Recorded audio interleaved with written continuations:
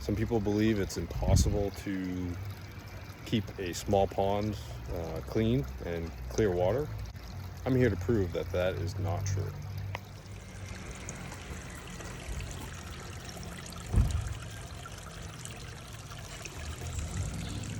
So you take a look at this pond. This is on a monthly maintenance package. As you can see all the way to the bottom right there. You can see some of the debris that's left on the ground, rock on the bottom. It's about 2 feet deep, roughly 250 gallons. Very slow stream. This is pretty typical with the DIY ponds that people use. In the back is just a container with a waterfall attachment to it, so that it comes out the top over there. This is the pretty typical setup. Before doing this maintenance, none of this was actually in here.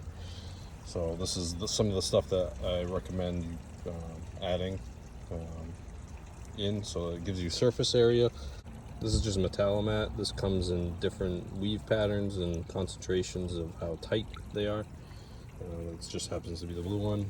I can send a link to how you get that. I just got it on Amazon. It really helps with surface area for beneficial bacteria. Allows the beneficial bacteria to colonize on a surface.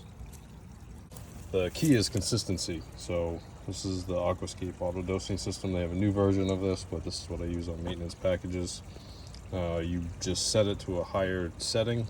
This one in particular has pine tree that drops needles all year long, so it has a lot of debris that collects into the pond. So the dosing system that I use for the beneficial bacteria is clean. Has really helped put it on. You can see what the setting is. I usually have it on 1,000 or 1,500 depending on what time of year it is. So that's how I keep this pond absolutely clean. So this is what I use, is the Aquascape Clean. Like I said, on the 1,500 gallon setting, so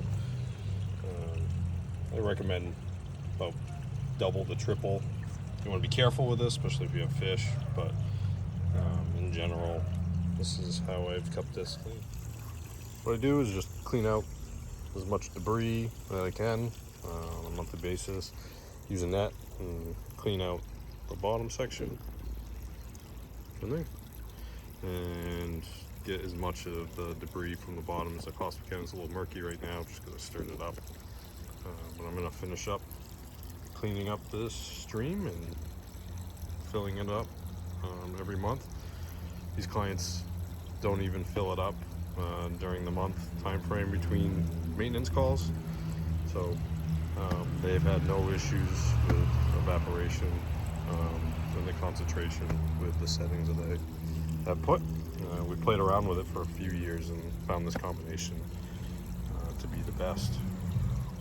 The other aspect you want to be careful of is if you're on city water, you definitely want to use pond detoxifier. If you're filling up the pond, as little as it might be, it's got chloramine and chlorides typically, which will kill the beneficial bacteria, and then you'll be restarting the whole system again. Dosing the detoxifier just neutralizes that and makes sure the beneficial bacteria that's already in your pond will continue to flourish. A lot of times the issues you see, it's either water that looks green or has a milky consistency to it, almost as if you poured a gallon of milk in a large volume of water that has that look to it. That's a bacterial bloom. Or you have the green water is just a type of algae. That's usually the symptoms that you see with these ponds.